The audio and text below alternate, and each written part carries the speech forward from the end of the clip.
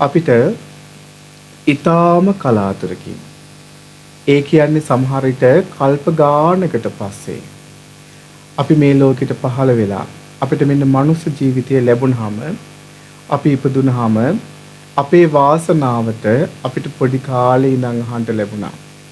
බුද්ධං සරණං ගච්ඡාමි, ධම්මං සරණං ගච්ඡාමි, සංඝං සරණං ගච්ඡාමි කියලා චූටි කාලේ ඉඳන්ම නොදැනුවත්ව වුණත් අපිට සරණ යන්න වාසනාව ලැබුණා. ඒ කෙසේ මෙසේ වාසනාවක්ද? මේ ලෝකේ අපි මේ ඉපදෙමින් මැරෙමින් ගමන් කරන මේ සසර එනකොට අපි ඕනේ තරම් මනුස්සාත්ම ලබන්න ඇති. නේද? සුගති ලෝකවල ඉපදෙන්න ඇති. හැබැයි අපිට මොකද්ද නැති උනේ? මුණ ගැසුන්නේ නැත්තේ මොකද්ද? ක්ෂණ සම්පත්තිය. අපිට බුද්ධ ශාසන මුණ ගැහෙන්න නැතුව ඇති. දැන් බලන්න මේ කාලේ අපිට හොඳට S2 පේනවා. කන් දෙක ඇහෙනවා. අපිට ඉන්ද්‍රියන් 6ම ලැබුණා. ඒ විතරක් නෙමෙයි මේ විදිහට මනුස්ස ජීවිතය ලැබුණා. ඒටත් වඩා දුර්ලභ බුදුරජාණන් වහන්සේගේ බුද්ධ ශාසනයේ බුදුරජාණන් වහන්සේගේ නිර්මල ධර්මය හෙන කාලෙක අපිට ඉපදෙන්න ලැබීම ඊටාම දුර්ලභයි. ඒ නිසා දැන් අපි මේ විදිහට අපේ ජීවිතවලට පින් රැස් කරගන්නේ මොකක් නිසාද? ඒ බුද්ධ ශාසනය මුණ ගැහිච්ච නිසා. ඒ හින්දා මේ බුද්ධ ශාසනය මුණ ගැහිම තරම් දුර්ලභ දෙයක් මේ තුන් ලෝකෙම නැහැ. ඒ නිසා මනුස්ස ජීවිතය ලැබීම දුර්ලභයි. හැබැයි ඊටත් වඩා දුර්ලභයි බුද්ධ ශාසනය මුණ ගැහිම. ඉතින් බුද්ධ ශාසනයක් මුණ ගැහිච්ච කාලෙක මනුස්ස ජීවිතයක් ලැබීමට කියන ක්ෂණ සම්පත්තිය කියලා. ඉතින් අපිට ඒ ක්ෂණ සම්පත්තිය මුණ ගැහුණා. දැන් බලන්න අපිට පේන ලෝක තියෙනවා. දැන් අපේ මේ පියවි S2ට පේන ලෝක තියෙනවා නේද? අපි දකිනවා අපි වගේම මිනිස්සු ජීවත් වෙනවා. නේද? ඒකත් වෙනස්කම් ඇතිව. සමහර අය උසයි, සමහර අය මිටි, සමහර අය මහතයි, සමහර අය කෙට්ටුයි, සමහර අය කළුයි, සමහර අය සුදුයි, සමහර අය ලෙඩ සහිත ඉපදිච්ච දා ඉඳලා ලෙඩ. සමහර අයට කන් ඇහෙනවා, සමහර අයට ඇස් පේන්නේ, සමහර අයට කන් ඇහෙන්නේ.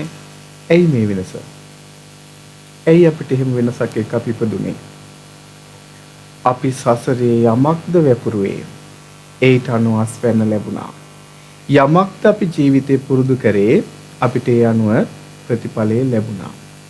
ඒ නිසා දැන් බලන්න මේ ලංකාවේ වුණත් අපි කීයෙන් කී දෙනාටද බුදුරජාණන් වහන්සේගේ හරි ධර්මයක් අහන්න හිත පහදින්නේ.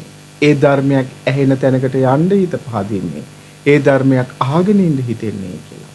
හරි පුදුමයි. බුදුරජාණන් වහන්සේ වැඩ ඉන්න කාලෙත් බුදුරජාණන් වහන්සේට වන්දනා කරලා බණ අහන්න ඉඳගත් රජවරු හිටියා. සිටුවරු හිටියා. මැති ඇමතිවරු හිටියා. අනේ භාග්‍යවත් බුදුරජාණන් වහන්සේට වන්දනා කරනවා. වන්දනා කළා බුදුරජාණන් වහන්සේ සමීපේ ඉඳ ගන්නවා. ඉඳගෙන බුදුරජාණන් වහන්සේ දහම් පරයය කෙටියෙන් දේශනා කරන මුලින්ම. කෙටියෙන් දේශනා කළේ වුණාට පස්සේ මේ රජවරු සිටුවරු මොකද කියන්නේ?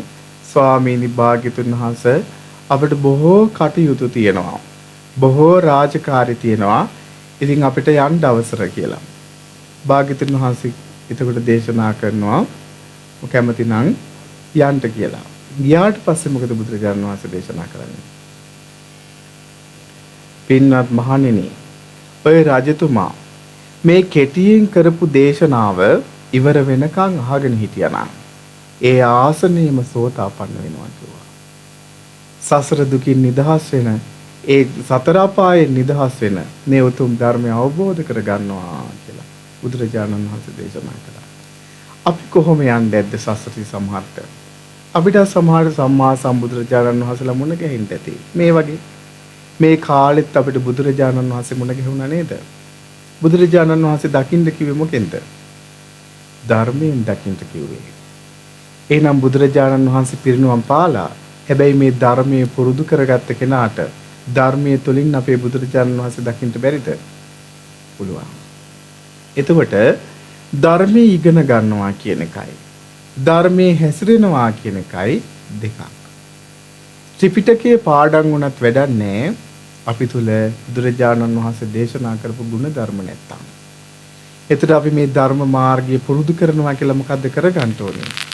බුදුරජාණන් වහන්සේගේ බුදුමුවින් වදාළ ඒ ධර්මය ජීවිතයට ගලපාගෙන අපි ඒ ධර්මයේ ජීවිතය තුළින් දකින්න ඕනේ. අවබෝධයක් කරා යන ගමන් මාර්ගය අපි සකස් කර ගන්න ඕනේ. ආර්ය අෂ්ටාංග මාර්ගයේ මාර්ගාංග පුරුදු කර ගන්න ඕනේ. සීල සමාධි ප්‍රඥා විදියට මේ මාර්ගාංග වඩන්න ඕනේ. එතකොට තමයි මේ ධර්මයේ ප්‍රතිඵල ලැබෙන්නේ. ඒ නිසා එහෙම කරන්න අපි මොකද කරන්න ඕනේ? පින් රැස් කර ගන්න ඕනේ. ඉතින් පිනෙන් නේද අපිට සියලු දේම ලබලා දෙන්නේ. දැන් අපි ගත්තාම අපිට කිසි කෙනෙක්ට කරදරයක් නැතුව ජීවත් වෙන්න මිල මුදල් තියෙනවා. යාන වාහන තියෙනවා. අපිට කරදරයක් නැතුව ජීවත් වෙන්න පරිසරය සකස් වෙලා තියෙනවා. මොකක් නිසාද? පිනක් නිසා. සසරේ කරපු පිනක් නිසා. දැන් බලන්න මේ කාලේ අපිට හොඳට පින සමහර මිනිස්සු ඉන්නවා. බස් ස්ටෑන්ඩ් වල කණ්ඩ දෙයක් නැහැ. අඳින්න හරියට ඇඳුමක් නැහැ. ඔහේ වැටිලා ඉන්න කොයිතරම්වත් කට්ටිය නැද්ද? ඕනේ තරම් ඉන්නවා. හැබැයි සත්තු ඉන්නවා. බල්ලෝ පූසෝ වගේ සත්තු. ගෙවල් වල බොහෝ සැප සම්පත් සහිතව තමයි හැදෙන්නේ. හොඳට කණ්ඩ ලැබෙනවා. වාහන වල තමයි ගමන් යන්නේ. මොකද්ද මේ? මනුස්සාත්මයක් කරය ලැබලා තියෙනවා. මොකක් නිසාද? දැන් අපි ගත්තම සතෙක් ගත්තාම අර විදිහට සැප ලබන්නේ. දන් දීලා තියෙනවා සිල් රැකලා නැහැ. සිල් රැකලා තියෙනවා දන් දීලා නැහැ. ආම් වෙනස. එහෙනම් අපි මොකද කරන්න ඕනේ? ලස්සන මල් කාරේ ලස්සන මල් එකතු කරගෙන ලස්සන මල් මාලාවක් ගොතනවා. එයා හරි කැමති එක જાතියේ මල් එකතු කරගෙන එයාගේ මල් මාලේ ලස්සන කරගන්න.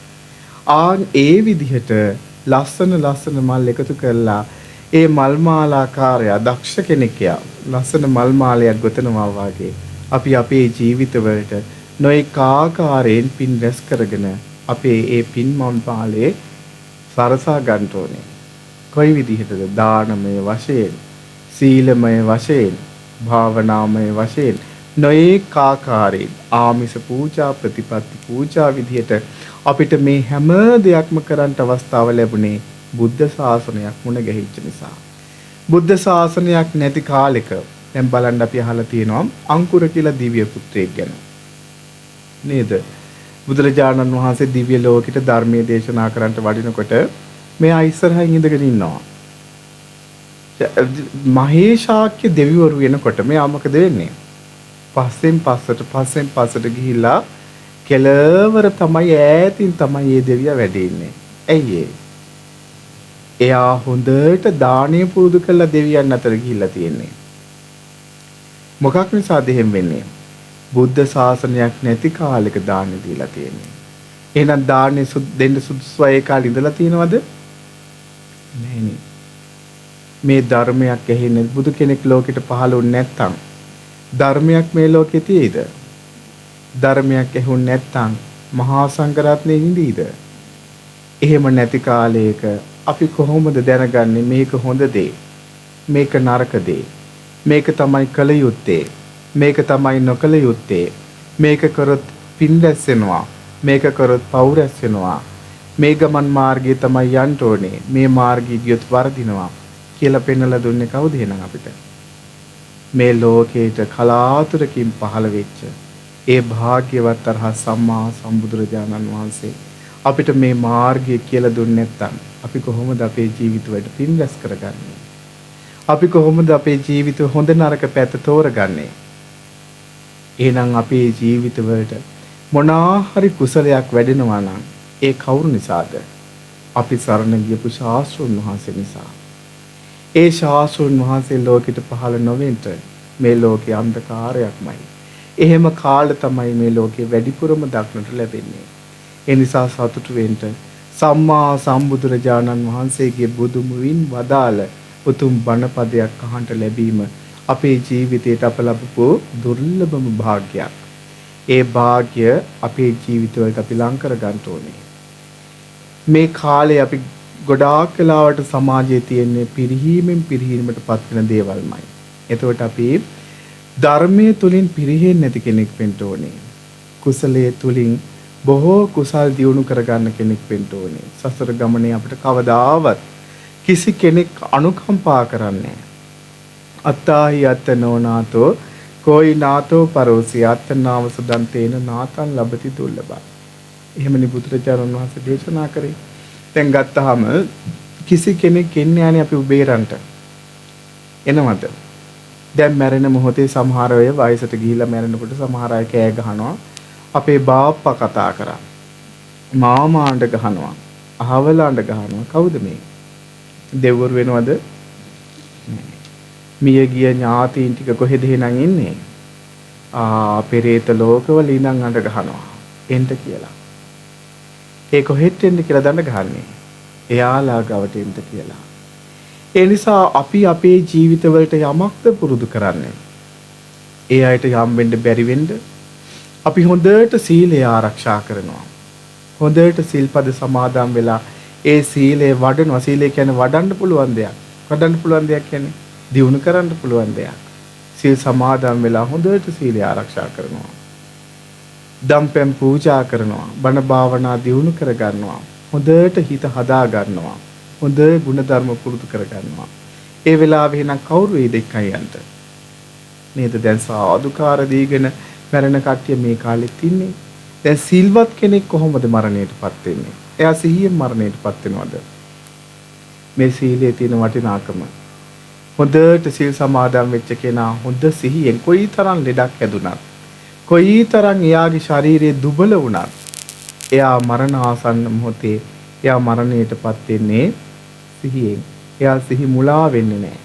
සිහියෙන් මරණයටපත් වෙන්න පුළුවන් වුණොත් නේද අපිට යන තැන කොයි තැනකටද අපිට යන්න ඕනේ කියලා අපිට හිත හදාගෙන ඒ තැන හිත පිහිටුවාගෙන යන්න පුළුවන් වෙන්නේ. එහෙනම් අද මම කියලා දෙන්න යන්නේ උතුම් සූත්‍ර දේශනාවක්. බුදුරජාණන් වහන්සේ වදාළ උතුම් ධර්මපරයයක්. ඒ නිසා ඒ ධර්මය අපි අපේ ජීවිතවලට ගලපා ගන්න ඕනේ. කියලා දෙන්නේ ඒකට. දැන් ගන්න භාග්‍යතුන් වහන්සේ දැන් අපි අහලා තියෙනවා අපි අත දැන් අපි ගම්වල ගත්තාම කොහේ හරි ප්‍රදේශයක රටක කොහේ ගියත් අපි එක එක්කිනා ගැන කතා කරනවනේ. මෙයා මෙහෙම කෙනෙක්. මෙයා මේ විදිහේ කෙනෙක්. මෙයා හොඳ කෙනෙක්. මෙයා නරක කෙනෙක්. අපිට ටික කාලයක් යද්දි මිනිස්යාගේ ස්වභාවය අඳුර ගන්න පුළුවන් නේද? ඒ වගේම අපි කතා කරනවානේ අහවලා ශ්‍රේෂ්ඨ කෙනෙක්. එහෙමත් අපි අහලා තියෙනව නේද? ඇත්තටම කොහොමද ශ්‍රේෂ්ඨ කෙනෙක් වෙන්නේ කියලා බුදුරජාණන් වහන්සේ දේශනා කරා. කොහොමද ශ්‍රේෂ්ඨ වෙන්නේ කියලා. සමාට අහලත් ඇති. මතකත් ඇති. ආයිත් හිත පහදා ගන්න. බුදුරජාණන් වහන්සේගේ ධර්මය අහන්ත මොකද වෙන්නේ? අපිට බුදුරජාණන් වහන්සේ ගැනමයි පැහැදීම වැඩි වෙන්නේ. ඒ ශ්‍රී සද්ධර්මයේ ගැනමයි පැහැදීම ඇති වෙන්නේ. ඒ බුදුරජාණන් වහන්සේගේ ධර්ම මාර්ගය නිසි ආකාරයෙන් පුරුදු කරගෙන මේ සසර දුකින් එතර වෙච්ච ඒ උත්තම මුනිවරයන් ගැනමයි සිත පහදින්නේ. ඒ නිසා මේ මිහි මඩලේ ඒ බුදුරජාණන් වහන්සේගේ ධර්මයේ දරාගෙන වැඩ සිටි උත්තමයන් වහන්සේලා වැඩ සිටිය පොළවේ අපි මේ තාම ඉන්නේ. එතකොට මේ බලන්න මේ බුදුරජාණන් වහන්සේගේ ධර්මයේ සම්දිත්තිකයි, අකාලිකයි, ඒහිපස්සිකයි. කොයි ධර්මයේ මොන ශාස්ත්‍රවරයද මේ වගේ ධර්මයක් දේශනා කරලා තියෙන්නේ? සම්මා සම්බුදුරජාණන් වහන්සේ නමක් කැරෙන්න ශ්‍රේෂ්ඨ කෙනෙක් වෙන්නේ කියලා අපිට බුදුරජාණන් වහන්සේ කොහොමද කියලා පෙන්වලා දුන්නා. දැන් අපිට ලැබිලා තියෙන S2 නේද? මොකටද ලැබිලා තියෙන්නේ? හිතුමනාපෙට රූප බලන්න නේද මේ S2 තියෙන්නේ? අපිට හිතෙනවා නිවාඩු කාලයක් හම්බුනහම ට්‍රිප් එකක් යන්න ඕනේ කියලා. හවස් වෙනකොට හිතෙනවා අනේ ඉඳගෙන ටීවී බලන්න ඕනේ කියලා. මේ S2කින් විවිධාකාර රූප දකින්න අපි ආසා කරනවා. අපි ආසා කරන රූපයක් දකින්න නැතිනුට අපි ශෝක කරනවා, දුක් වෙනවා. එයි අවිද්‍යාව. එතකොට අපිට මේ හම්බෙච්ච S2 මතකද කොයිතරම් රූප බැලුවද කියලා? කොයිතරම් බලන්නද? හිතා ගන්නවත් පුළුවන්ද? එතකොට මේ රූප බලලා කුසලයක් වැඩුණා කියන්න පුළුවන් කොයිතරම් රූප දකින්නද? ගණන් කරන්න පුළුවන්ද? එතකොට වැඩි කුසල් වැඩෙන රූපද අකුසල් වැඩෙන රූපද? දැන් ඔයාලා මේ විදිහට මහා සංඝරත්නය මේ නිවසට වැඩම කරලා ධර්මයේ දේශනා කරනවා. මේකෙන් කුසලයේද වැඩෙන්නේ අකුසලයේද වැඩෙන්නේ? කුසලයේ වැඩෙන්නේ. බුදුරජාණන් වහන්සේ දේශනා කරන මේ බුද්ධ කාලෙත් හිටිය මිනිස්සු මෙහෙම දේවල් දකින්න ආසා කරා කියලා. විශාල හස්ති රාජ්‍යයක් බලන්ට යනවා කිව්වා. එතකොට අශ්වයෝ ආජානීය අශ්වයන් බලන්ට යනවා කිව්වා. මිසදිටු මග ගත් ශ්‍රමණ බ්‍රාහ්මණයන් බලන්ට යනවා. කොයන් නැද්ද? මේ කාලෙත් යන්නේ නැද්ද ওই දේවාල වලට එහෙම? යනවා ඒ කට්ටිය බලන්ට. කොහේ හරි තොইলයක් තියෙනවා කොත් යන්නේ නැද්ද බලාගෙන ඉන්න? 18 සංයමනට නොකොත් යන්නේ නැද්ද බලාගෙන ඉන්න? යනවා. මොකටද යන්නේ? බලන්ට. මොනවා බලන්නද? රූප බලන්ට. කොයි තරම් බැලුවා කියලා ඇති වෙනවද? මේ ඇස් දෙක සෑහීමකටපත් වෙනවද? නෑනේ. තව බලන්න කියනවා. ඔయిత වඩා හොඳ දියැලක් තියෙනවා තව ටිකක් ඉස්සරහට ගියාම. යන්නේ නැද්ද? ගිය සැරේ නම් පේරාදෙනිය මල්වත්ත බලන්න ගියා. මේ සැරේ හග්ගලයන්. යන්නේ නැද්ද? ඕවා කොයිතරම් මේ ඇස් දෙකෙන් ගිහිලා බලාගෙන හිටියත් අපිට වෙනසක් වෙනවද? වෙනවා. මොකද්ද වෙන්නේ? අපි අපේ හිතේ අකුසල් වැඩ කරනවා. නේද? සමහර දේවල් දැක්කම අපේ හිත ලෝභයෙන් යටපත් කරගන්නවා. ද්වේෂයෙන් යටපත් කරගන්නවා. මුලාවෙන් මුලාවටපත් වෙනවා. එතකොට මේ ඇස් දෙකෙන් අපි යනවා මේ තුන් ලෝකයේම දිනපු ඒ සම්මා සම්බුදුරජාණන් වහන්සේගේ ශ්‍රී පාදස්ථානය වන්දනා කරන්නට යන්න ඕනේ. බුදුරජාණන් වහන්සේ බැහැ දකින්න යනවා කියලා හිතාගෙන අපි ශ්‍රී පාදේ යනවා. තවබන හැම පියවරක් පාසා මොකද වෙන්නේ? කුසල් වැඩෙන්නේ. ඇයි සම්මා සම්බුදුරජාණන් වහන්සේගේ ශ්‍රී පාද පද්මය වන්දනා කරන්නට යන්නේ. ශ්‍රේෂ්ඨ කෙනෙක් බවට පත් වෙනවා. බුදුරජාණන් වහන්සේ දේශනා කරා ඔය කොයි දේ දැක්කත් ඒක ලාමක දෙයක්. ඒක පෘථග්ජන පක්ෂයට අයිති දෙයක්. ඒක යහපත් දෙයක් නෙමෙයි. ඒකේ ධර්ම මාර්ගය වැඩෙන්නේ නැහැ. ඒකෙන් අකුසල් පෝෂණය වෙන්නේ. කෙනෙක් හිතනවා අනේ මට බුදුරජාණන් වහන්සේ බැහැ දකින්න යන්න ඕනේ. බුදුරජාණන් වහන්සේගේ ශ්‍රාවකයන් බැහැ දකින්න යන්න ඕනේ. ඇයි සමනානංච දස්සනං ශ්‍රමණයන් වහන්සේලා දැකීමත් මොකක්ද? මංගල කාරණයක්. බලන්න එතකොට එදා බුදුරජාණන් වහන්සේ අංග ජනපදයට වඩිනවා. විශාකගේ සීයා තමයි මෙණ්ඩක සිටුතුමා. මෙණ්ඩක සිටුතුමා කව පුතේ අද බුදුරජාණන් වහන්සේ වඩිනවා. කවදාවත් දැකලා තියෙනවද? දැකලා නැහැ. විශාකට වයස කීයද? අවුරුදු 7යි.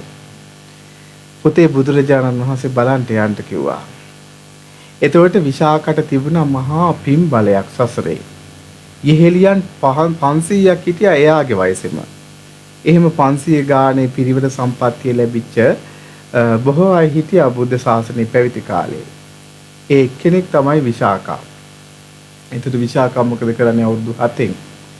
අර යාළුවෝ 500ත් එක්ක බුදුරජාණන් වහන්සේ බලන්ට ගියේ. බුදුරජාණන් වහන්සේ බැහැ දකින්න ගියේ. බුදුරජාණන් වහන්සේ 500ක් මහා සංඝරත්නයේ පිරිවරාගෙන ගල් ගුහාවක ඉඳන් එන කේශර සිංහෙක් වගේ අපේ බුදුරජාණන් වහන්සේ බුද්ධ රශ්මි මාලා විහිදුවමින් එදා අංග ජනපදයට වඩිනවා. දැන් විශාකත් යනවා. ඈත තියා දැක්කා බුදුරජාණන් වහන්සේ වඩිනවා. ජීවිතේකට දැක්ක නැති කෙනෙක්. අමුතු කෙනෙක්. මේ තුන් ලෝකෙම ලස්සනම කෙනා. මොනවා වෙන්නද? දැක්ක ගමනින්ම මොකද උනේ? ශ්‍රේෂ්ඨත්වයටපත් වුණා. විශාකගේ හිත දැන් බලන්න සසරේ පින් කරපු අයනේ දැන් බුදුරජාණන් වහන්සේ මුණ ගැහින්නේ මෙහෙම. සම්මා සම්බුදුරජාණන් වහන්සේ වැඩ ඉන්න කාලේ බුදුරජාණන් වහන්සේවත් ළඟ ඉඳලා දකින්න බැරි වෙච්ච කටි හිටියේ නැද්ද? හිටියා. සමහර අය ගාවට බුදුරජාණන් වහන්සේ හොයාගෙන යොදුන් ගණන් වැඩියා. ඇයි ඒ එතෙන්ට යන තරමට යා පින රැස් කරලා තිබුණා. ඊට පස්සේ අන්න ඔය විදිහට දැන් විශාකා දකින්නවා බුදුරජාණන් වහන්සේ. දැකපු ගමන් හිත මොකද උනේ? හිත පහන් වුණා.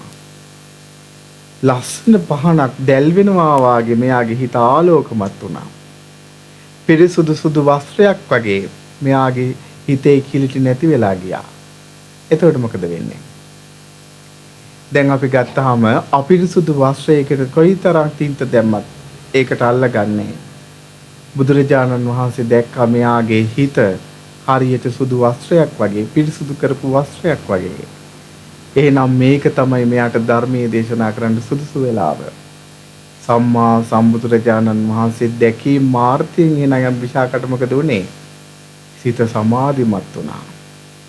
බුදුරජාණන් වහන්සේලාට ආවේනික ධර්මයේ දේශනා කළා සාමුක්ඛංශික ධර්ම දේශනාව. ධර්ම දේශනාව ඉවර වෙනකොට සසර දුකින් සතර අපායෙන් නිදහස් වුණා. සෝතාපන්න ශ්‍රාවිකාවක් බවට පත් වුණා අවුරුදු 7. එහෙනම් බලන්නකෝ දැන් අදටත් අපි රුවන්වැලි සෑය ළඟ ගිහිල්ලා ඉඳගෙන ඉන්නකොට වැයට නොයේක ආශ්චර්යමත් දේවල් පේනවා. බුදුරජාණන් වහන්සේ ජීවමාන වැඩි ඉන්නවා වාගේ අපිට පුදුමාකාර හැඟීමක් ඇති වෙනවා. බුදුරජාණන් වහන්සේ බැහැ දකින්න අපි යන්නේ. වන්දනා කරන්නට යන්නේ. කොයිතරම් පින් රැස් වෙනවද? ටැප් එකක් කරලා වතුර බකට් එකක් තිබ්බාම ඒක පිරෙනවා නම් අපිට පේනවා.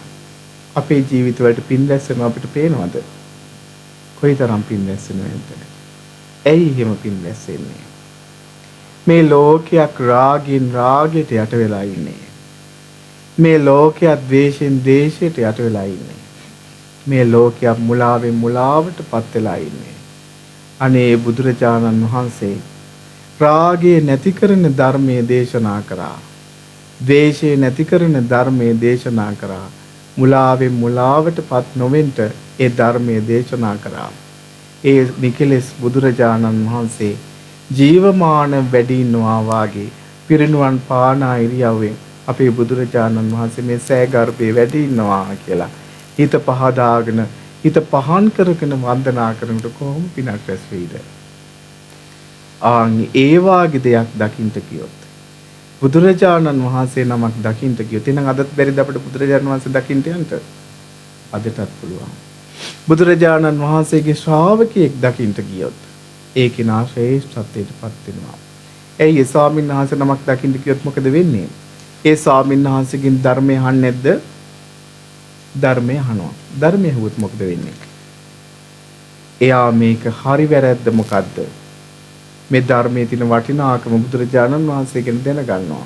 එයා සසර ගමන කෙටි කරන මාර්ගයට බැස ගන්නවා. ඔන්න පළවෙනියට එහෙනම් අපි ශ්‍රේෂ්ඨත්වයටපත් වෙනවා මොකක් නිසාද? දකින්න දේවල් අතර. ඔකට කියනවා දස්සනානුත්තරීය කියලා. එහෙනම් හොඳට මතක තියාගන්න. අපිට සසරේ කර්මයක් නිසා S2 හම්බුනේ නේද? මේ ආයතන හයම කර්ම විපාකයක් නේද? එතකොට මේ S2කින් අපි යහපත් දෙයක් නම් දකින්නේ. අපේ ජීවිතයට පින් රැස් වෙන දෙයක් නම් දකින්නේ. අපේ S2 පින්වන්තයි. ඊළාට බුදුරජාණන් වහන්සේ දේශනා කරා ඔය බුද්ධ කාලෙත් හිටියා එක එක දේවල් අහන්න යනවා. දැන් බලන්න අපේ සාරිපුත්ත මොග්ගල්ලාන මහරහතන් වහන්සේලාගේ ගිහි කාලේ කොහෙද ගියේ? නාට්‍යයක් බලන්න නේද ගියේ? ගිරග්ග සමච්ච. ගිරග්ග කියන්නේ ගිර කියන්නේ කන්ද. කන්ද උඩ තිබ්බ නාට්‍ය සංදර්ශනයේ ගිරග්ග සමච්ච. ඔක බලන්න ගියා. බලන්න ගියාට පස්සේ ඉතින් බලාගෙන හිටියා. බලාගෙන ඉද්දි මොකද හිතුනේ? හරි ෂෝක් කියලා හිතුණාද? දැන් නම් අපිට මොකද හිතෙන්නේ? හරි ෂෝක් තව එකක් තියෙනවා නම් කියලා හිතනවනේ නේද? ටීවී එක දැම්මත් ආසව බලන්නනේ. පින්වන්ත කට්ටියට එහෙම හිතෙන්නේ නැහැ. ඒ අයට මොකද්ද හිතෙන්නේ? අසාර දෙයක්. කිසි ප්‍රයෝජනයක් නැති දෙයක්. එහෙම හිතුණා. මේ ලෝකේ හිස් දෙයක්. මේවා දැක දැක අපි කොයිතරම්නම් සසරේ යන්නද? මොකද කරේ? ඇයි? ඒකා සංඛ්‍ය කල්පලක්ෂයක් පෙරම්පුරපු උත්තමයෝ දෙන්නේ. කොතනින්ද ගමන පටන් ගත්තේ? අනෝමදස්සී බුදුරජාණන් වහන්සේගේ බුද්ධ ශාසනයේ අග්‍ර ශ්‍රාවක වෙන්න ඒකාසංඛ්‍ය කල්පලක්ෂයක් පෙරම් පුරන්න ඕනේ. අසංඛ්‍යීය කල්පලක්ෂයක්. එහෙම පෙරම් පුරලාව දෙන්නෙත් තමයි උපතිස්ස කෝලිත කියන්නේ. එදා ඒ නාට්‍ය බැලිල්ල ඇති වුණා. ධර්මය හොයාගෙන ගියා. අස්සජි මහරහතන් වහන්සේ හම්බුණා. වන්දනා කරා. ගාථාවේ පද දෙකක් අහනකොට උපතිස්ස සෝතාපන්න ශ්‍රාවකෙක් ඒ ගාථාව පාඩම් කරගෙන ගිහිලා කෝලිතට කියද්දී පද හතරක් ඇහෙනකොට කෝලිතත් සෝතාපන්න වුණා. ඔන්න ඇසී මාත්‍රෙන් ශ්‍රේෂ්ඨත්වයටපත් වුණා. නේද? එතකොට බුදුරජාණන් වහන්සේ බැහැ දැකලත් නැහැ. බුදුරජාණන් වහන්සේ ගවට ගියේ කොයි විදිහටද? සෝතාපන්න ශ්‍රාවකයන් වහන්සේලා දෙන්නෙක් විදියට ගියේ. බුදුරජාණන් වහන්සේ බැහැ දකින්න. අහන දේෙන් ශ්‍රේෂ්ඨත්වයටපත් වෙනවා. දැන් අපි මේ කාලේ මොනවද අහන්නේ? රේඩියෝ එක දාගෙන සින්දු අහනවා. හවස් වෙනකොට ප්‍රවෘත්ති අහනවා. ඊළඟට සංගීත සංදර්ශන අහන්න බලන්න යනවා. සින්දු අහන්න. එළි වෙනකන් නටනටා ඉඳලා එනවා. ආවට පස්සේ කොයිතරම් මහන්සිද? නේද? ඒ සංගීත සංදර්ශනයක් බලන්න ගිහිල්ලා ඔකි ගොඩාක් වෙලාවට නටලා ඇවිල්ලා කොයිතරම් මහන්සිද? ඒ මොන මහන්සියක්ද තියෙන්නේ? දැන් නැති කෙනාට ඔක තේරෙන්නේ නැහැ. දැන් S2ට වෙහෙසයි. ශරීරයට වෙහෙසයි. මොකක් නිසාද? කෙලෙස් නිසා. අපි හිතනවා සැපයි කියලා. දැන් ඒකනේ දැන් අපිට මේ සංඥා විපල්ලාසය කියන්නේ. මොකද සංඥා විපල්ලාසය කියන්නේ? අපි සැපයි කියලා අල්ලගෙන ඉන්නේ මොකද්ද? දුක් දේ. නේද? සැපයි කියලා අපි අල්ලගෙන ඉන්නේ මොකක්ද? දුක දේ. එතකොට නිට්ටයයි කියලා අල්ලගෙන ඉන්නේ මොකද්ද? අනිත්‍ය දේ. ආත්මයි කියලා අල්ලගෙන ඉන්නේ මොකද්ද? අනාත්ම දේ. ඕක අපිට තේරුණොත් නේද? තේරුණොත් මොකද වෙන්නේ? සබ්බම් පහය ගමනියන්. මොකද වෙන්නේ? සියල්ල අතහැරලා යන්න හිතෙනවා.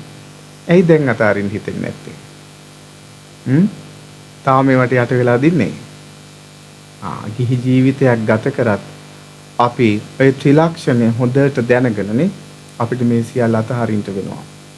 දැන් බලන්නකො අපි ජීවත් වෙන කාලෙම හිතන්නකො කොයිතරම් අවිනිශ්චිතයිද කියලා. නේද? එහෙන් නොයේක් ලෙඩ රෝග හැදෙනවා. මේ හොඳට ඉන්න කට්ටිය මරණයටපත් වෙනවා. හෙට ඕනේ අද දවසේ අපිට වෙන්න බැරිද? මේ නිදාගෙන ඉද්දි මැරෙනවා. කිසි දෙයක් නැහැ. නේද? මොකද්ද මේ? අපි හිතනවා ආත්මයි කියලා. අපේ වසඟේ පවත්තන්න පුළුවන් මම මගේ කියලා. පුළුවන් ද පවත්තන්න? එහෙම පුළුවන් නම් අපිට පුළුවන් වෙන්න ඕනේ අපේ ශරීරය ලෙඩ වෙන්නේ නැතුව තියාගන්න. නේද? දැන් පුළුවන් ද අපිට හුස්ම ගන්න නිදහසේ? හුස්ම ගන්න පුළුවන් ද නිදහසේ? බස් එකකට නැගලා ආපහු ගෙදර ඇවිල්ලා අපිට ලෙඩක් දුකක් නැතුව ඉන්න පුළුවන් කියලා අපිට එහෙම ස්ථීර වශයෙන් කියන්න පුළුවන්ද අපිට? නෑ. අද ගමනක් යන කෙනා අද ගෙදරට එයිද කියලා කියන්න බෑ. ඒ තරම් අවනිෂ්ඨ කාලයක අපි ජීවත් වෙන්නේ. එහෙන් ලෙඩ රෝග වලින් අපි යට කරගෙන යනවා. ඒ වගේම මේ රට පිරිහීමටපත් වෙනවා. එතකොට ඉහළ තැන ඉඳන් පහළ තැනට යනකම් හොරකම් දූෂණ ඒවා ඊතරම් සමාජෙ පිළිහිලාද? ඒ අතරේ බුදුරජාණන් වහන්සේගේ ධර්මය පුරුදු කරගන්න උත්සාහ කරනවා. උත්සාහයෙන් මේ ධර්මය පුරුදු කරගත්තොත්, අපි ගුණ ධර්ම ඇති කරගත්තොත් අපිට අපේ ගමන ලෑස්ති කරගන්න පුළුවන් හොඳ තැනකට. අනේ ආයේ මනුස්ස ලෝකෙට ආවත් වැඩක් නැහැ. ආයේ බුදුරජාණන් වහන්සේගේ ධර්මයක් ඇහිද දන්නෙත් නැහැ. මිත්‍යා දෘෂ්ටිය තමයි හිස ඔසවන්නේ. නේද? ඇවිල්ලා මිත්‍යා දෘෂ්ටික පවුලක අපි ඉපදුනොත් නේද? අපිත් හරක් මරලා ඌරෝ මර අපේ ජීවිතවලට පව් රැස් කරගනී. ඊළඟට මිනිස්සු ඝාතනය කරලා පව් රැස් කරගනී. ඒ වගේ තරාන්තවාදී ආගම් නේද? අපිත් ওই වගේ පසුමික ඉපදුනොත් අපිටත් උව කරන්න වෙන්නේ නැද්ද? අනේ අපිට බුදුරජාණන් වහන්සේගේ ධර්මය හිච්ච නිසා අපි මේ දේවල් දැනගත්තා. එහෙනම් අහන්න මොනවාද අහන්න ඕනේ? සම්මා සම්බුදුරජාණන් වහන්සේගේ බුදු මුවින් වදාළ ධර්මය බුදුරජාණන් වහන්සේගේ ශ්‍රාවකයෙක් දේශනා කරනවා නම් ඒ ධර්මය අහනවා. ඒ කෙනා ශ්‍රේෂ්ඨ කෙනෙක් බවට පත් වෙනවා. එහෙනම් මේ ශ්‍රේෂ්ඨත්වයට පත් වෙච්ච කාරණා නම් කොයිතරම්ද බුදුරජාණන් වහන්සේගේ බුද්ධ ශාසනයේ උදාහරණ. පටාචාරාවේ කොහොමද? සියල්ල නැති වෙලා. සියල්ලම කියන්නේ අවසානට මොකද්ද? හැදිවතවත් නැති වුණා. තමන්ගේ හිතවත් තමන්ට නැහැ. පිස්සියක් වුණා.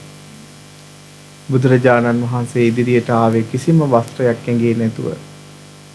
බුදුරජාණන් වහන්සේ නැගණිය සිහියෙන් එන්ට කිව්වා. සිහිය ඉපදුනා.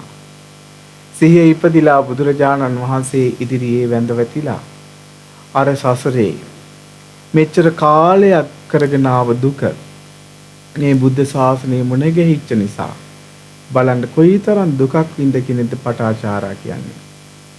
ඒ සියලු දුක නැති කරගන්නට ඒ පටාචාරා උත්තමාවියට වාසනාව ලැබුණා. බුදුරජාණන් වහන්සේගේ ධර්මය අහලා ටික කාලයක් යනකොට පහනක් දිහා බලාගෙන විදසුන් වඩලා ඒ පටාචාරා රහත් තෙරණියක් බවට පත් වුණා. සසරේ කවදාවත් ආය ඒ තරම් දුකක් විඳින්න ඒ සසරට එන්නේ නැති වෙන්න සියලු දේවල් නැති කරගත්තා. මේ බුද්ධ ශාසනයේ විනයදර භික්ෂුණීන් අතර අග්‍රතම ස්ථානය පටාචාරා තෙරණියට අත් වුණා. බලන්න ඒ පින ඒ නිසා තමයි අපිත් අපේ ජීවිතවලට මේ බුද්ධ ශාසනය මුණ ගැහිච්ච නිසා මේ විදියට පින් කරගන්න ඕනේ. දැන් ඒකට ඔන්න අහන දේවල් අතර අපි ශ්‍රේෂ්ඨත්වයට පත් වෙනවා. මොන හැවුවද? බුදුරජාණන් වහන්සේගේ ධර්මය හැවුවොත්. ඔන්න කාරණා දෙකයි. දකින්න දේවල් අතර ශ්‍රේෂ්ඨයි, අහන දේවල් අතර ශ්‍රේෂ්ඨ වෙන්න පුළුවන්. ඊට පස්සේ ඊට බුදුරජාණන් වහන්සේ ලැබීම් ගැන දේශනා කරා. ලැබෙන දේවල් මොනවාද අපිට ලැබුණේ? මේ ලෝකේ ඉපදෙනකොට අපේ ඇඟේ නූල් පොටක්වත් තිබ්බද? නෑනේ. නූල් පොටක්වත් නැතුව තමයි අපි මේ ලෝකෙට ආවේ. නේද? ඉස්සෙල්ලාම ඊට පස්සේ අම්මා කියලා අපි කතා කරේ අපිම ළඟ හිටිය අම්මට. ඊට පස්සේ මොකද ඔන්න ඔහොම ටික ඔහොම යනකොට අපිට තාත්තා, සහෝදර සහෝදරියන්, ඥාතීන්, හිත මිත්‍රාදීන් එකතු වුණා. මේ ඇඟට වස්ත්‍රයක්වත් නූල් පොටක්වත් නැතුව අපි මේ ලෝකෙට ආවේ. මගේ කියලා කීයක් දේවල් අපි ලං කරගත්තද? නේද?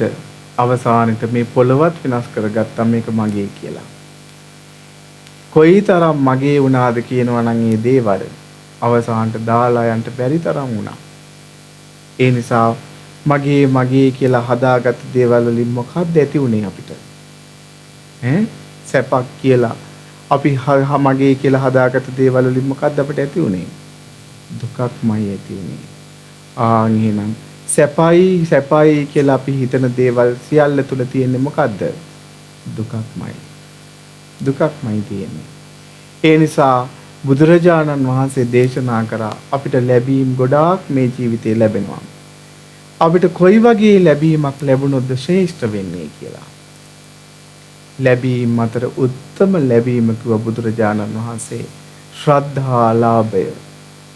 ශ්‍රද්ධාලාභය තමයි ලැබීම අතර ශ්‍රේෂ්ඨම කිව්වා. මොකද්ද ශ්‍රද්ධාව කියලා කියන්නේ? සද්ධාති තථාගතස්ස බෝධින් ඉතිපිසෝ භගවා අරහං සම්මා සම්බුද්ධ. මොකක්ද කියන්නේ? බුදුරජාණන් වහන්සේගේ අවබෝධය අදහා ගැනීමට කියනවා ශ්‍රද්ධාව කියලා. කොහොමද? බුදුරජාණන් වහන්සේ අරහන් වනසේක, සම්මා සම්බුද්ධ වනසේක, විචාචන සම්පන්න වනසේක ආදී වශයෙන් බුදුරජාණන් වහන්සේගේ අවබෝධය අදහා ගන්නවා. බුදුරජාණන් වහන්සේගේ අවබෝධය අදහා ගත්තොත් ඒක නා ශ්‍රද්ධාවට පැමිණුනොත් ඒක නා බුදුරජාණන් වහන්සේ දේශනා කරානේ නේද? යේකේච බුද්ධං සරණං ගතාසේ නතේ ගමිස්සන්ති අපායන් කියලා. බුදුරජාණන් වහන්සේ සරණ ගියත් ඒකේ නාපායට යන්නේ. ඒතර ශ්‍රද්ධාවට පැමිණුනොත් බුදුරජාණන් වහන්සේගේ අවබෝධය කොහොමද අපි අදහා ගන්න ඕනේ? දැන් බුදුරජාණන් වහන්සේ යමක් දේශනා කරලා තියෙනවා නම් මේක හොඳයි කියලා. දැන් මෙහෙමනේ බුදුරජාණන් වහන්සේ එදා බෝධි මූලයේදී සකල ක්ලේශයන් දුරු කරලා මේ තුන් ලෝකයේම අවබෝධ කරගෙන සම්මා සම්බුද්ධත්වයට පත් වුණා. එදා ඉඳලා බුදුරජාණන් වහන්සේ කුසිනාරානුවර උපවර්තන ශාල වනෝද්‍යානයේ පිරිනුවන් පාන මොහොත දක්වා බුදුන් වීන් යමක් වදාළද ඒක ඒ ආකාරයෙන්ම වෙනවා, වෙනස් විදියකට වෙන්නේ නැහැ. එහෙනම් බුදුරජාණන් වහන්සේ සත්තු මරන්න එපා කිව්වා. හොරකම් කරන්න එපා කිව්වා. වැරදි කාම සේවනය කරන්න එපා කිව්වා. බොරු කියන්න එපා කිව්වා. නේද? මත්පැන් මත්ද්‍රව්‍ය පාවිච්චි කරන්න එපා. ඇයි එහෙම කිව්වේ? එහෙම කරොත් අපාය යනවා කිව්වා. එහෙනම් එහෙම කරන කෙනා අපිට කියන්න පුළුවන් ඒ බුදුරජාණන් වහන්සේගේ ධර්මය අපි අවබෝධයෙන් අදහාගෙන ඉන්නවා නම් මේක බුදුරජාණන් වහන්සේ දේශනා කරා. ඒ බුදුරජාණන් වහන්සේ දේශනා කරනවානේ කෙනෙක් යනවා මේ වගේ පාරක. එයාට කියනවානේ ওই පාරේ යන්න එපා. ඔය පාරේ ගියොත් අමාරු වැටෙනවා. ඔය පාරේ ගියොත් වැටෙන විශාල අසුචි වලක් තියෙනවා. ආන් ඔය අසුචි වලට වැටෙනවා. ඔය පාර වෙනස් කරගන්න කියන දේ අහන්නේ. ඒ පාරේම යනවා. අනේ ගිහිලා විශාල අසුචි වලකට වැටෙනවා. ගොඩේන්න බෑ. අසුචි වල කියන්නේ මොකටද? පෙරේත ලෝකෙට කියන නමක්. අපිට මේ කාලේ කියන්න බැරිද? අනේ බොන්න එපා. සත්තු මරන්න එපා, හොරකම් කරන්න එපා, වැරදි කාම සේවනය කරන්න එපා, ඔය පාරේ යන්න එපා, අයින් වෙන්න ඕකෙන්. ඔයා ගිහිල්ලා වැටෙයි උතෙන්ට කියලා. මේ කාලේ අපිට කියන්න බැරිද එහෙම? ඊළඟට බුදුරජාණන් වහන්සේ දේශනා කරන තවත් කෙනෙක් ඉන්නවා. සංඝයාගේ අගුණ කියන ආර්යයන් වහන්සේලාට ගරහනවා. හිස් වචන කියනවා, පරුස වචන කියනවා, වැරදි වැඩ කරනවා. කර ආයා ඒ පාර වෙනස් කරගන්නේ නැහැ. විශාල ගිනි ගොඩක් තියෙනවා නේ ඔකේ යන්න එපා කොට ඒකෙමයි යන්නේ කියනවා. ගිහිල්ලා අර ගිනි ගොඩට වැටෙනවා කියනවා. කල්ප ගාණක් ඔය ගිනි ගොඩෙන් ගොඩට එන්න බෑ. බුදුරජාණන් වහන්සේ ගිනි ගොඩ කියලා දේශනා කරේ නිරයට කිව්වා. එහෙනම් නිරයට යන කට්ටිය මේ කාලේ පාර හදාගන්නේ නැද්ද? හදාගන්නවා. ඒ වගේ අපිට මේ ධර්මයේ ලැබිච්ච උතුම්ම වටිනාකම ශ්‍රද්ධාලාභය ලැබීම නිසා අපි බුදුරජාණන් වහන්සේගේ අවබෝධය අදහාගත්ත නිසා අපි මේ විදිහට අපේ ජීවිතවලට පින් කර ගන්නවා. සිල් රකින්නවා. නේද? බණ භාවනා ආදී දියුණු කර ගන්නවා. එහෙනම් අපිට ලැබිච්ච උතුම්ම ලාභය මොකද්ද? ලැබීම මොකද්ද එහෙනම්? ශ්‍රද්ධාලාභය. අන්න බුදුරජාණන් වහන්සේ දේශනා කරේ නම් ඔන්න ඔය විදිහට ශ්‍රද්ධාවට පැමුණුනොත්. ඔන්න ඔය විදිහට ශ්‍රද්ධාවට පැමුණුනොත් ඒ කෙනාට සසරේ එයා ලැබිච්ච උතුම්ම ලාභය එයා ලැබුණු කෙනෙක් කියලා. ඊළඟට බුදුරජාණන් වහන්සේ දේශනා කරනවා. දැන් අපි කාරණා තුනක් කිව්වා. ඊළඟට බුදුරජාණන් වහන්සේ දේශනා කරනවා උපස්ථාන කරනවා කට්ටිය. දැන් අපි ගත්තාම අපිත් එක එකිනෙකට උපස්ථාන කරනවා. දැන් අපි හිතමුකෝ මෙහෙම ඉස්කෝලේ ගුරුවරයෙකු ගන්නවා. ඒ ගුරුවරයාගේ වැඩ කරලා දෙන්න ළමයි ගිහිල්ලා ගෙදර වැඩ කරනවා. වතු පිටි සුද්ධ කරනවා. ඊළඟට ඉන්නවා මේ අපි කියමු දේවාලයක් කියලා. ඒ දේවාලේ වැඩවලට යනවා. ඒ දේවාලේ කපු මහත්තුරුන්ට උපස්ථාන කරනවා. ඊළඟට ඔන්න ඔය විදිහට අපි ඉස්සර කාලේ නම් රජවරුන්ට උපස්ථාන කරන්න ගියා. සිටුවරුන්ට උපස්ථාන කරන්න ගියා. බුද්ධ කාලේ. බුදුරජාණන් වහන්සේ දේශනා කරනවා ඔය කාට උපස්ථාන කරත් ඒකෙන් අපිට ශ්‍රේෂ්ඨත්වයට පත් වෙන කුසල් දහම් වැටෙන්නේ නැහැ. අපි යනවා සම්මා සම්බුදුරජාණන් වහන්සේට උපස්ථාන කරන්න. මේ කාලේ බැරිද? අපි ගිහිල්ලා බෝමලුවක් අමදිනවා. බුද්ධ උපස්ථානය. බෝධීන් වහන්සේට පැන් කල අරන් ගිහිල්ලා පැන් පූජා කරනවා. බුද්ධ උපස්ථානය. සෑමලුවක් අමදිනවා. බුද්ධ උපස්ථානය. ඒ සෑමලුව පිරිසුදු කරනවා. මල් ආසන පිරිසුදු කරනවා. බුද්ධ උපස්ථානය. බුදුරජාණන් වහන්සේට කෙනෙක් උපස්ථාන කරන්නට යනවා. බුදුරජාණන් වහන්සේගේ මහා සංඝරත්නයට උපස්ථාන කරන්නට යනවා. දැන් අදත් මේ නිවසට මහා සංඝරත්නයේ වඩම්මලා නේද? පැම් පාත්‍ර පිළිකන්නලා ඊළාට මේ පඩික්කන් තියලා ඊට පස්සේ ආසන පිළියෙල කරලා දානේ වෙනදුවාට පස්සේ වාස් කරලා මොනවද මේ කරේ? සංඝ උපස්ථානය. ඇයි ඒ උපස්ථානයේ ශ්‍රේෂ්ඨ වෙන්න පුළුවන්? දැන් බලන්න අපිට මේ මොහොතක් පාසා අපේ හිතට එන සිතුවිලි කොට ඒක හඳුර ගන්නත් පුළුවන් අපි ධර්මයේ හිතියොත් විතරයි. අනේ සමහර අයට රාග සිතුවිල්ලක් දැන් අපින් අහනවා සමහර අනේ සාන්නාස මෙහිමයි මට මේ නිතරම රාග සිතුවිලි එනවා. එතකොට හරිය අමාරුයි කොහොමද ඒක නැති කරගන්නේ? ඉතින් රාග සිතුවිල්ලක් ආවා කියන එකවත් දැනගන්නේ කවුද? බුදුරජාණන් වහන්සේගේ ශ්‍රාවකයෙක්. එයාගේ දියුණුවක්මයි එයාගේ හිතට රාග සිතුවිල්ලක් එනවා කියලා එයා දැන ගැනීමමත්. එයාට නිතර නිතර තරහ යනවා, දේශ සිතුවිලි එනවා කියලා දැන ගැනීමත් එයාගේ දියුණුවක්. දැනගත්තොත් මේක නැති කරන්න පුළුවන්. මොහොතක් පාසා අපේ හිත රාගයෙන් යටපත් කරනවා. මොහොතක් පාසා අපේ සිත ද්වේෂයෙන් යටපත් කරනවා. මොහොතක් පාසා අපේ සිත මුලාවටපත් වෙනවා. අනේ එහෙම වෙද්දී ඒ බුදුරජාණන් වහන්සේ සහ මුලින්ම මේ දේවල් නැති කරානේ. ඒ මහා සංඝ රත්නය ඒ නිකලෙසිත දරාගෙන වැඩ හිටියනේ. එහෙම උත්තමයෙක්ට ගිහිල්ලා උපස්ථානයක් කරොත් ඒකෙන් ලැබෙන පින මෙච්චරයි මෙපමණයි කියලා සංඛ්‍යාවකට ගන්න බෑ. ඒක අසංඛ්‍යීය ගණයටයි වෙන්නේ. අප්‍රමාණ ගණයටයි වෙන්නේ. ප්‍රමාණ කරන්න බෑ. ඒකෙන් ලැබෙන පින මහත් ඵලයි මහානිසංසයි. ඒකයි මේ බුද්ධ ශාසනයේ තියෙන වටිනාකම. හරියට සරු කෙතක් වගේ මේ බුද්ධ ශාසනය. අන්න ඔය විදියට එහෙනම් අපි උපස්ථාන කරන දේවල් වලින් අතරින් ශ්‍රේෂ්ඨයි බුදුරජාණන් වහන්සේට කරන බුද්ධෝපස්ථාන, මහා සංඝරත්නයට කරන සංඝෝපස්ථාන. අද මේ දෙපැත්තෙම ආලපින් රැස් කරගත්තා. ඊළඟට බුදුරජාණන් වහන්සේ දේශනා කරනවා ඉගෙන ගන්න දේවල් තියෙනවා. දැන් බලන්න අපි ගැනම හිතලා අපි පොත් බෑග් එකක් අරගෙන අවුරුදු කීයක් ඕකද කරේ දාගෙන ඉස්කෝලේ අරන් ගිහලා අවුරුදු 13ක් ඉගෙන ගන්නවා.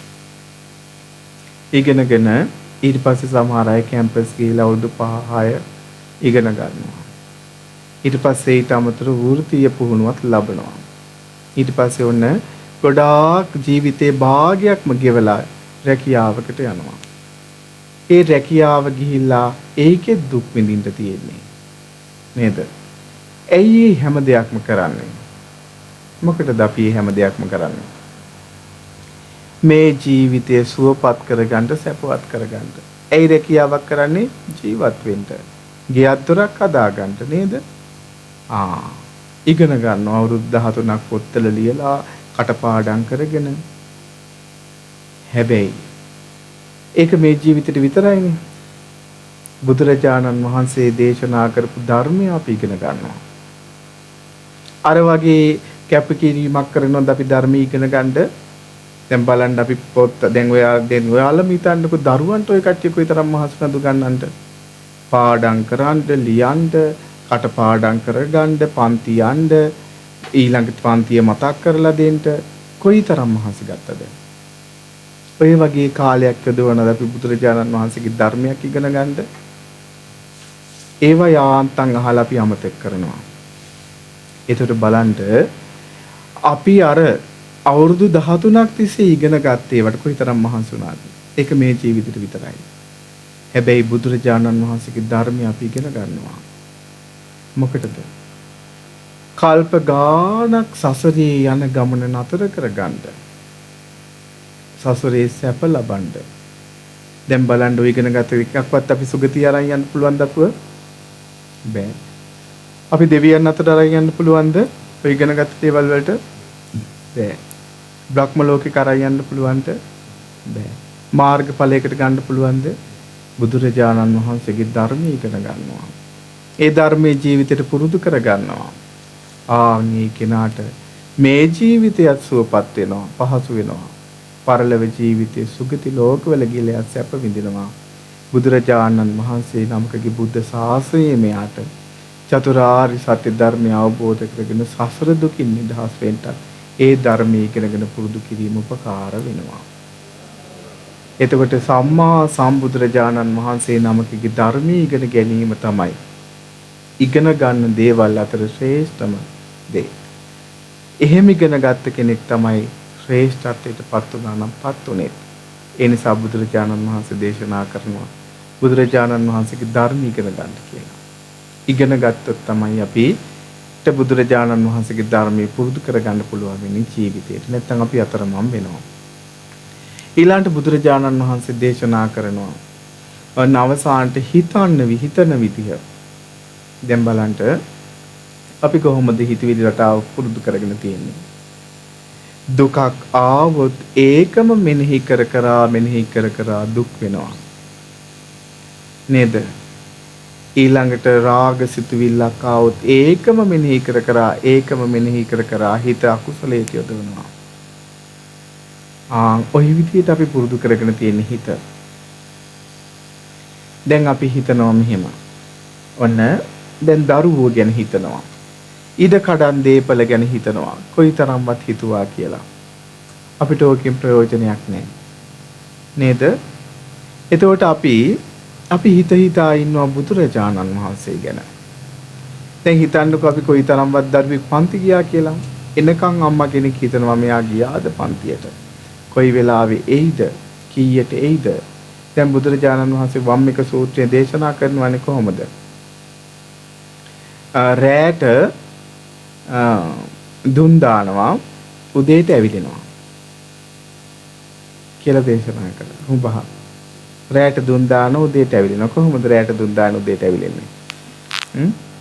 දැන් ඔය අම්මලාට කොයිතරම් කටයුතු ගෙවල් වලනේ. හෙට උදේට උයනේවා ඔක්කොම රැය තිස්සේ කල්පනා කරනවා. හෙට මෑකරල් ටික හදා ගන්න ඕනේ බත් වලට. මේ පාසල් මෙච්චර ගාණක් හදා ගන්න ඕනේ. මෙහාට මෙහෙට මෙහෙමයි උදේට ගෙවල් ලස් කරන්න ඕනේ අතු ගන්න ඕනේ මේ වගේ වැඩ තියෙනවා පොලේ යන්න ඕනේ. ඊට පස්සේ ඒ කටයුතු ඉවර වෙලා ආයි මේ හේම් වලට යන්න ඕනේ වෙල් වලට යන්න ඕනේ කුඹුරු වැඩ තියෙනවා හෙට මෙහෙමයි. ඒවට කියන ඊට පස්සේ හවස ආයි මේ වගේ ගමනක් යනවා රැය තිස්සට දුන් දානවා. උදේට ඇවිදිනවා. ආයිත් උදේට ගිනි ගත්තා වගේ අහට දුවනවා මෙහෙට දුවනවා. ඔක නෙමෙයි අපේ ජීවිතේ. දැන් අපි හිතමු කාර්යාලයක වැඩ කරන කෙනෙක් කියලා. හෙට ෆයිල් කීයක් තියෙනවද හදන්න? හෙට අරයත් එයි. බොස් හම්බෙන්නත් ඕනේ බැනුම් හඬ වෙයි දන්නෙත් නෑ මට. ඒකට එයා ජීවත් වෙන්න මොකේද? කාර්යාලේ. කොයිතරම් හිතුවා කියලා අපිට ප්‍රයෝජනයක් දෙක. නේද? අපි බුදුරජාණන් වහන්සේ ගැන හිතා ඉන්නවා. අපි සරණ ගියපු බුදුරජාණන් වහන්සේ මේ තුන් ලෝකයේම අවබෝධ කරගත්තනේ. සාරා සංඛ්‍ය කල්පයක් පුරාවට කල්පලක්ෂයක් පුරාවට පෙරම් පුරාගෙන අපිට මේ ධර්මය හොයලා දුන්නානේ. අනේ අපිට ඒ උතුම් ධර්මය ලැබිලා හිතා ඉන්නවා. බුද්ධානුස්සතිය වැඩිනවා. ශ්‍රේෂ්ඨත්වයටපත් වෙනවා. රාග සිතුවිලි එන්නේ නැහැ. ද්වේෂ සිතුවිලි එන්නේ නැහැ. අපිට භාග්‍යතුන් වහන්සේ දේශනා කර බය හිතෙන්නේ නැහැ. බයක් ඇතිගැනීමක් වෙන වෙලාවට කවුද බුදුරජාණන් වහන්සේ සිහි කරන්න කියලා කිව්වේ? බුදුරජාණන් වහන්සේ සිහි කරන්න කිව්වා. නැත්තම් ධර්මයේ සිහි කරන්න කිව්වා. නැත්තම් මහා සංඝ රත්නය සිහිපත් කරන්න කිව්වා. ඒ වෙලාවට ඒ බය ඇතිගැනීම නැති වෙලා යනවා. බයන් වා චම්බිතත්තන්වා නේද? දජාක සූත්‍රයේ දේශනා කරන බුදුරජාණන් වහන්සේ බය ඇතිගැනීම ආපෙලාවට සිහි කරන්න කියලා. සිහි කර ඉන්නවා. එහෙනම් සිහි කරන දේවල් දැන් අද දාණය දුන්නා. මෙතන ඔක්කොම දන් දෙන අය. නේද? විශේෂයෙන් ඉතින් අපිට බුද්ධ ශාසනයක් අපි ඉපදිනකොට හම්බෙලා තිබ්බහන්දා පරම්පරාවෙන් ගෙන අපිට ඉඳ පුරුද්දටත් දානයක් හරි පූජා කරනවා. පන්සලට අනිවාර්යෙන් මාසෙට දානෙත් තියෙනවා. නේද? දැන් එතකොට කොයිතරම්නම් දාන දීලාද? දැන් අපි කොයිතරම් දාන දීලාද? අනේ එකදන් හැන්දක් පූජා කරපු කෙනා දෙවියන් අතර ගියානේ කාලේ. මේ කට්ටියයි මේ කාලේ දෙවියන් අතර යන්නේ නැත්තේ. දානේ නම් කොයිතරම්වත් දෙනවා. නේ? දන් දෙන්න අද්දක හොදාගෙන ඉන්නේ. ඔක මතක් කරනවද? සිහි කරනවද? මං දන් දෙන කෙනෙක් කියලා. අපි කොහොමද අනුස්මරණය කරන්නේ? දැන් දේවතානුස්සතිය වඩන්න කියනවා. දේවතානුස්සතිය වැඩුවොත් තමයි දෙවියන් අතර යන්න පුළුවන් කියලා. කොහොමද දේවතානුස්සතිය වඩන්නේ? විශාඛා දෙවියන් අතර කොහෙද විශාඛා ඉන්නේ? නිම්මාන රතියේ. නිම්මාන රති දෙවියන් අතර ගියේ විශාඛාව දාණය පුරුදු කරගෙන. බුදුරජාණන් වහන්සේට දාණය පූජා කරා.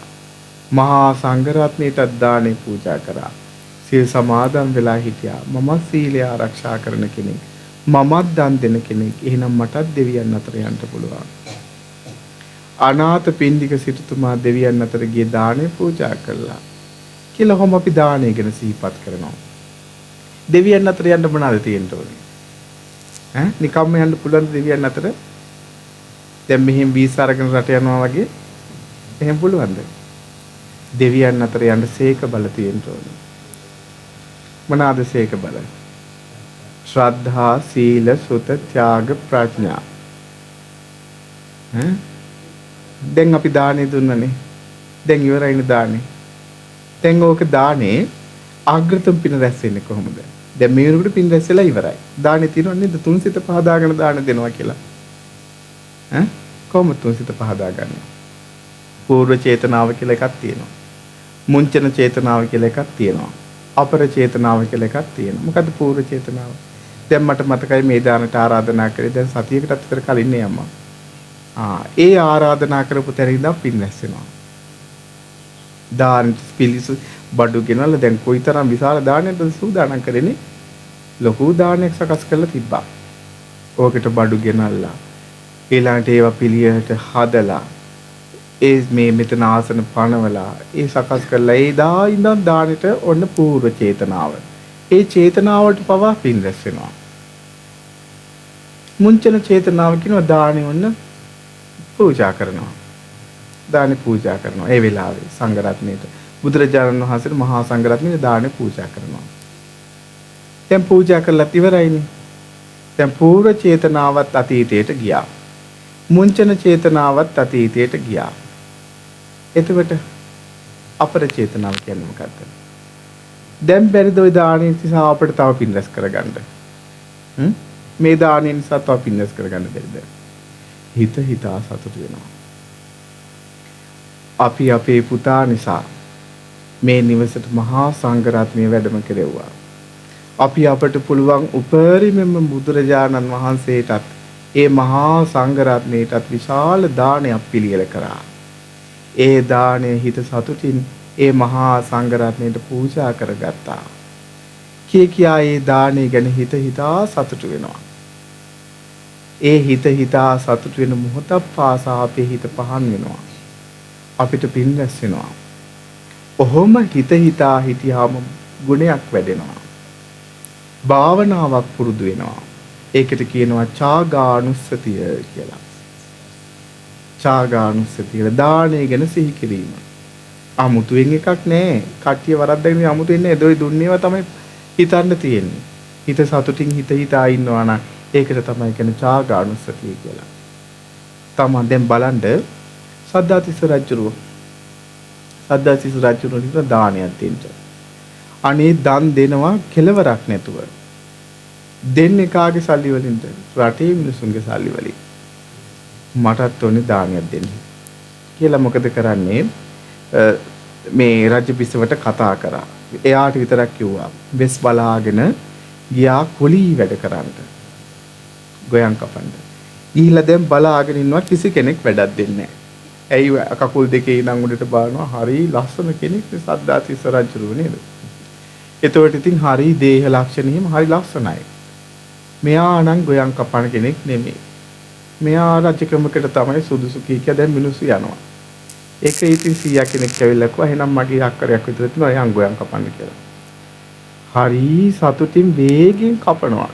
හවස් වෙනට ඔක්කොම ගොයන් ටික කපනකොට මනුස්සයට හරි සතුටුයි. කැමති තරම් අරයි යන්න කියනවා. බැඳ ගන්න පුළුවන් තරම් ගොයන් එකතු කරලා මිටියක් හදාගෙන හිමීට රාජවාසලට හොරාට රිංගනවා. බිසවට කියනවා අපි දෙන්න එකතුලා මේක කොටලා දානය සකස් කරමු කියලා. පොඟු දිවයිනේ වැඩින රහතන් වහන්සේලා. කියනවා අද රජුරුව දින දානය මහත්ඵල කරන්න පුළුවන් කෙනෙක් වඩින්න කියනවා. ආකාශයෙන් රහතන් වහන්සේ නමක් වඩිනවා. ඒ දානෙට දම්පැන් පූජා කරගන්නවා. ඒ දම්පැන් පූජා කරගන්න හරි සතුටින් තමන් විසින්ම හම්බ කරගත්ත දේවල් මහා සංඝ රත්නයට පූජා කරගෙන දැන් සද්ධාතිස්ස රජුරෝ කොයිතරම් පින් කරපු කෙනෙක්ද නේද? කොයිතරම් පින් කරාද? හැබැයි මරණාසන්න මොහොතේ රජුරවන්ට කියනවා ඒ කාලේ රහතන් වහන්සේලා වැඩි හිටියානේ. රජතුමනි පින් කරපු අසහි කරගන්න. ඒ වෙලාවේ කියනවා ස්වාමීන් එකම දෙයක්මයි සිහි වෙන්නේ. සියලු පින් අභිභවා මට එකම පිනක් සිහිපත් වෙනවා. ඒ එදා මම වෙස් වලාගෙන ගිහිල්ලා ගොයන් කපලා මගේ ගතේ සවියෙන් ඒ දුන්න දාණයමයි මට සිහි වෙන්නේ. ඒ දාණය ගැන සිහිපත් කරගෙන කලුරිය කරා. නිදා පිබිදියාක් මෙන් තවතිසා දිව්‍ය ලෝකෙ ගිහිල්ලා ඉපදුනා. දානි අනුස්මරණය කිරීම. තරම් සතුටු හිතෙන්නේ නැද්ද? ඒතර අපි මේ අපිට හම්බ කරගත්ත දේවල් වලින් අපි මේ දන් දෙන්නේ. හිත හිතා ඉන්නවා. හිත හිතා මේ හිත පුරුදු කරන දේමයි පුරුදු කරන්නේ. දේශේ නම් මේ හිත පුරුදු කරන්නේ ඒකමයි එන්නේ පෙරට. මුලාව නම් පුරුදු කරන්නේ ඒකමයි පෙරට එන්නේ. දානේ නම් පුරුදු කරන්නේ ඒකම නම් මතක් කරන්නේ ඒක මතක් වෙනවා. ඒකට කියනවා ඡාගානුස්සතිය කියලා. ඒ අනුස්සතිය හිතලා තවත් පුරුදු කරනකොට තවත් ගුණයක් වැඩෙනවා. ඒකට කියනවා මොකක් කියලාද? ඉන්ද්‍රිය ධර්මයක්. ඡාග ඉන්ද්‍රිය කියලා. ඡාගේ ඉන්ද්‍රිය බලවත් කරන්ට ඔක බලයක් බවට පත් වෙනවා. ඒක ඡාග බලය කියනවා.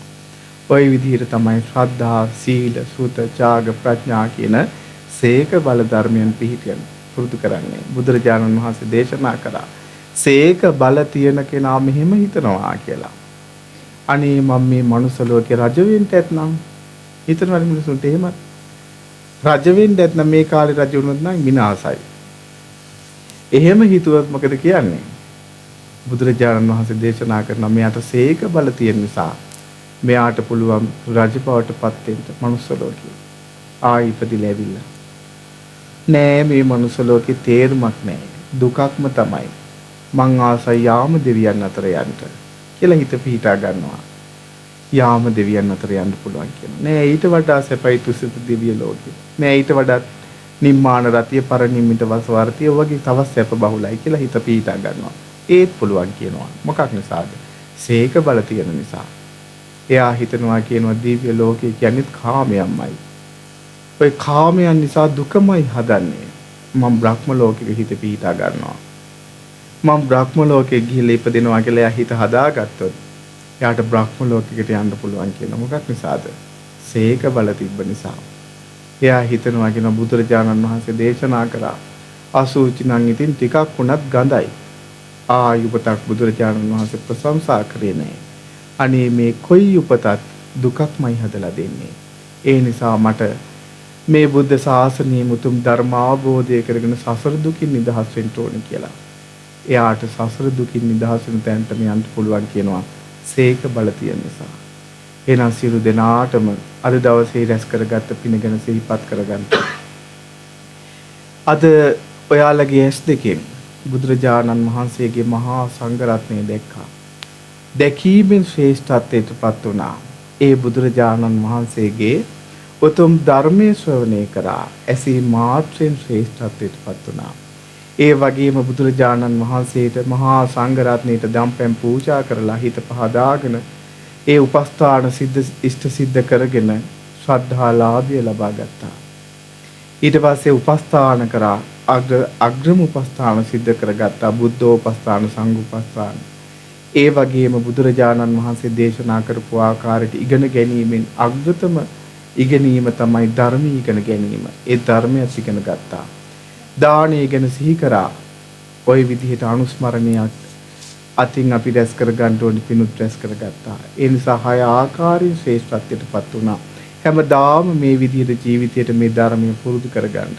ජීවිතයට සේක බල ඇති කරගන්න. දිවි හිමියෙන් බුදුරජාණන් වහන්සේ මේ උතුම් ශ්‍රී සද්ධර්මයේ මහා සංඝරත්නයේ සරණ යන්න.